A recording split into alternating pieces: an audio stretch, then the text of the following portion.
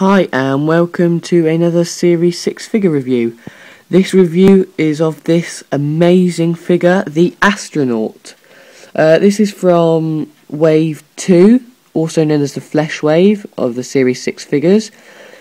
I bought this from Forbidden Planet for $8.99. The Astronaut is seen in Series 6, Episode 1 and 2, which are The Impossible Astronaut and The Day of the Moon.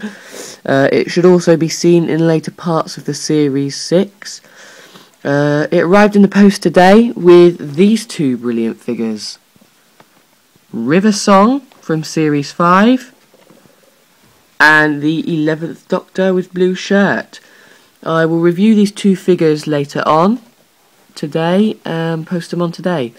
So I'll quickly show you the packaging this figure came in, and then I shall review the figure. Okay, so here is the packaging it came in. It's just like any other Series 6 figure really. We have the Astronaut in the middle there, as you can see through the see-through plastic. We have the big Doctor Who writing there with the DW logo in the middle. In the bottom left hand corner it says the Astronaut in yellow writing. In the bottom right hand corner we have the character options logo. We have three bubbles on this figure. We have one saying highly detailed action figure. Just above it is a BBC logo. Then we have a 5+ logo up there. Then we have now with the flesh and the flesh mask. We're seeing an example on River Song there. We have the flesh mask to the right of the Astronaut, which you can see. And then just behind it is the flesh sachet. Okay, so here is the back of the packaging. We have four black bubbles on the back of this packaging. We have one saying now with the flesh and flesh masks, highly detailed posable figures, and the other saying new for Series 6. We have a 5+ up there. Then we have pictures of the 6 figures you get in this Wave 2. The 11th Doctor, as you can see here, clearly has a white shirt and a red bow tie. But if I show you the 11th Doctor I got today from Forbidden Planet, he has a blue shirt with a blue bow tie. I'm not quite sure why they've done that, but they'll obviously rectify it later on. They've re-released Uncle, as you can see here, who's in this wave. I don't see what the point is in re-releasing figures they've already released. Especially Uncle. It would have been better if they did silent, because nobody really wants to buy Uncle, but that's just my opinion. So that's it for Uncle really. Then we have Idris with Psychic Container. River Song from Series 5, which I'll review later on today. The Ganger 11th Doctor and the Astronaut, which I'm currently reviewing. We have the Doctor Who DW logo there, some information about the flesh, and then lots of manufacturing labels down the bottom. So that was the packaging the figure came in. When I received this in the post this morning, I was really surprised on how heavy the figure was.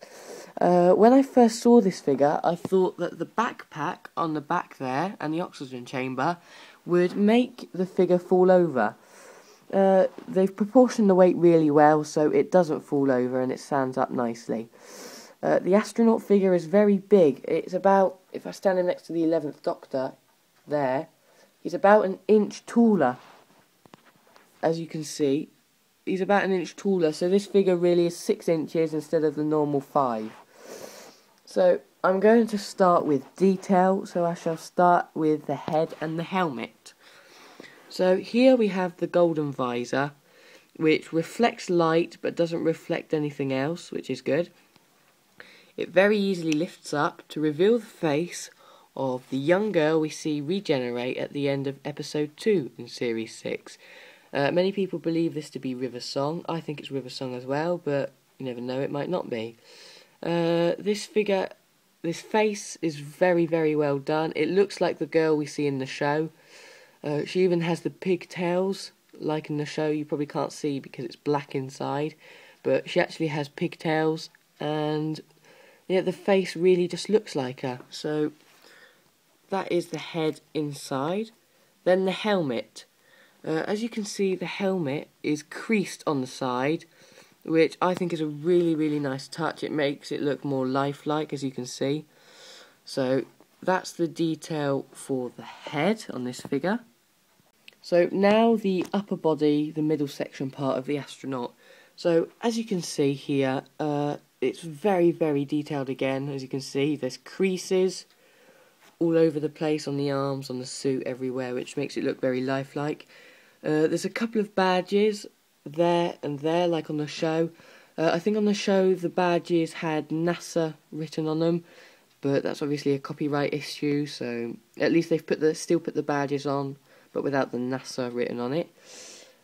We have pipes going into the oxygen chamber on the back there, which connects to a little box here, which is obviously some sort of life support system. It's very detailed. It's just like in the show with the little arrow. We have on the back... on the back we have the oxygen chamber and the backpack at the top. So here on the oxygen chamber we have some lines, just making it look realistic. And then on the backpack we have an American flag and a pocket on top there. On the arms of the astronaut we have an American flag there.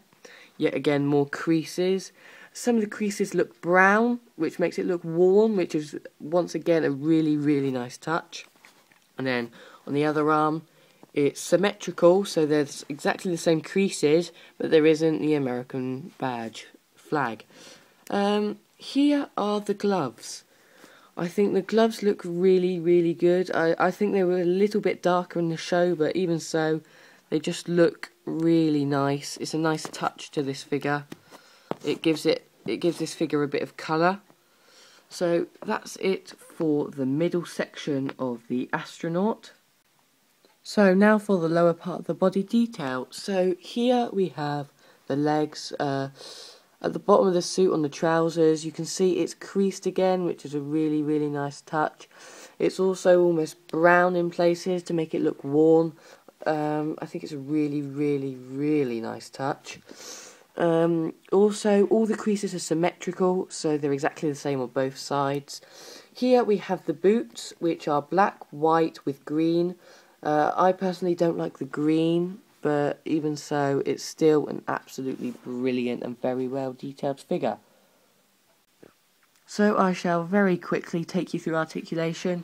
The articulation on this figure is very good. We have the golden visor that goes up and down quite nicely. We have the arms, which are now ball jointed, which means they go out 90 degrees like that. They also go round 360 degrees.